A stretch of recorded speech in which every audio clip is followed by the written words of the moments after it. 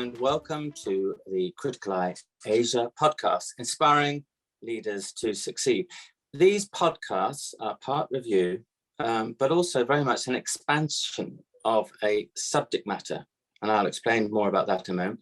Engaging, though, on subjects at the forefront of business leaders' minds. Always topical, thought-provoking, and enabling you to learn from leaders and peers who have and continue to deliver amazing results. So, today we are here to explore stepping up. And I'll explain a little bit more what I mean by that. But it's a way in which one can look back and reflect on what you might tell a younger self, what you did not know then that you would like that younger self to know now.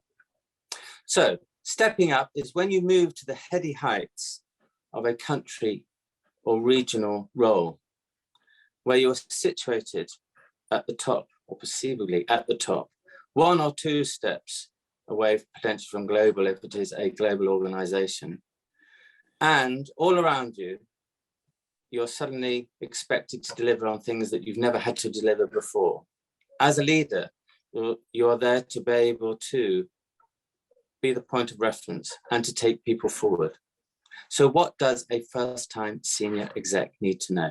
Now, to help explore this subject, I feel very, very fortunate to be with William Lowe, who is, amongst many things, a Criticaleye Board Mentor, but also a global portfolio entrepreneur, chair, advisor, you name it, and of course, non-executive director. Now, William is renowned for being the founder of NetVigator, the largest internet business in Hong Kong, the first interactive, I hope I'm getting this right, William, the first interactive and on-demand TV service in the world at the time. And aside from a stellar executive career across technology and media, he's also been involved in retail and e-commerce, been involved in education, financial services and consultancy, and probably some other things that we will bring in. So a very, very broad and diverse career. So lovely to have you here with us today, William. So what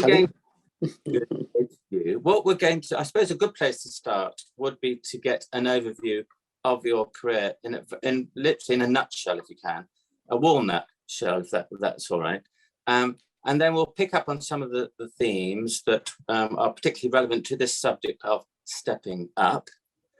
And what we're also going to do is just be mindful of, in the role of stepping up, the economic environment within which people are operating at the moment.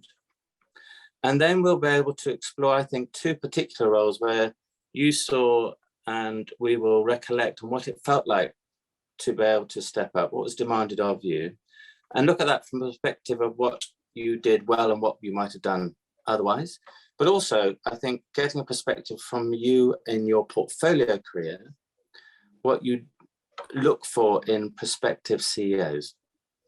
Okay, so let's start off with an intro to you and a little bit about your career. Well, first of all, thank you, Charlie, for inviting me to this sharing session. I started my career, well, I was a neuroscientist by training. That's my doctorate is in. But right after I got my PhD in Cambridge back in the 80s, I've decided that that is perhaps not a lifelong career I would like to embark on. So I moved on to the commerce side, business side of things. And I was lucky enough to be able to make that transition move via McKinsey & Company. So I joined McKinsey, the consulting firm in London, right after my PhD. Firstly in London, then I was kind of like shipped back to Hong Kong to help McKinsey to open the Hong Kong office.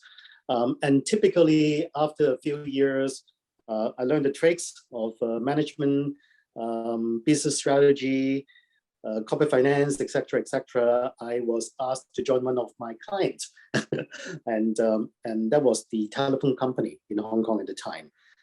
So that was in late 80s, early 90s, and at the time when the telephone industries is very much going through a deregulation process. So a lot of things opening up for competition, and all organizations, all telcos in the world, so-called, has to go for a transformation from a monopoly to a competitive organization. So I was there, and I was also lucky enough to be able to involve, as you said, in the early days of internet in the 90s. Then after that, after 8 years in the TMT sector, I made quite a big significant stepping up of joining the Citibank and become the CEO of Citibank Greater China at the time. I spent a few years there, and then I moved back to TMT sector. But in that particular case, it wasn't the technology and the telecom thing who is appealing to me, but rather because it is a Chinese telco, the China Unicom, one of the largest state-owned enterprise in China. They invited me to join their board as an executive director, looking after their whole IPO process in Hong Kong and New York, as well as in charge of the listed company in Hong Kong. And at that time, I took that particular challenge. It is because that was the year 2001. And the whole world after the IT bubble is looking for the next big thing. I still remember that I kept being asked in various media interviews, saying that, what do you think about the next big things after the IT bubble? And I said, the next big thing is not about a particular industry. It's about a place called China.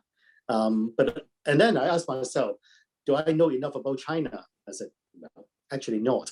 I was born in Hong Kong, raised up in Hong Kong, educated in UK. I speak Chinese. I write very good Chinese, but I didn't know China that much at the time. So when the chance of joining Unicom came, I thought this was a very good idea. So I joined China Unicom for a number of years.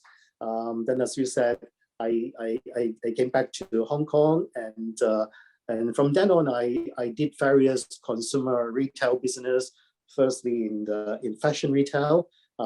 I helped IPO and other fashion retailers in Hong Kong back in 2006. And then after that, after a few years there, I also do consumer retail in toys. I brought Lego to Hong Kong and China as well, and got that particular company IPO'd in 2018.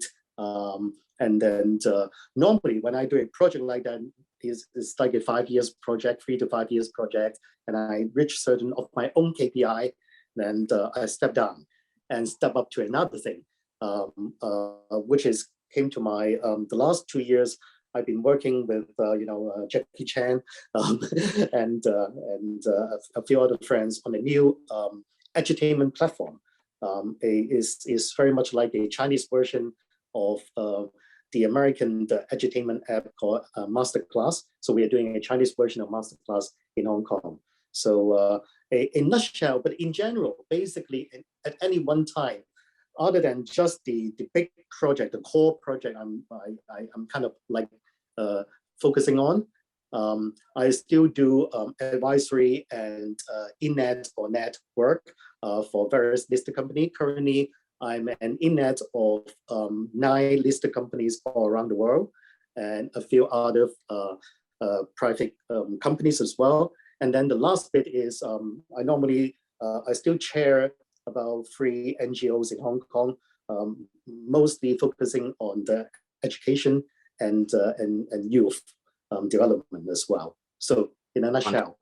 That's a very that's quite a large walnut, but that was needed to be covered. So thank you very, very much indeed.